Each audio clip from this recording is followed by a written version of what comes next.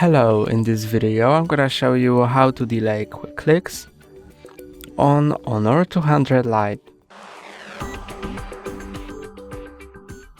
To enable touch delay, first open Settings app and then scroll down to Accessibility Features, then tap on Accessibility,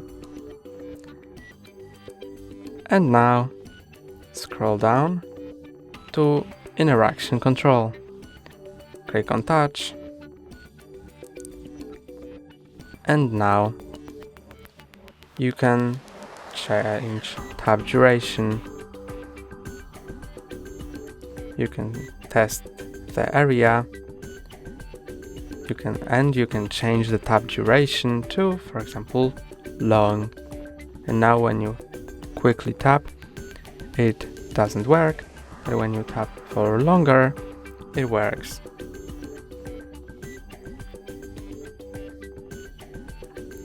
That's all for today. Don't forget to like and subscribe. See you next time.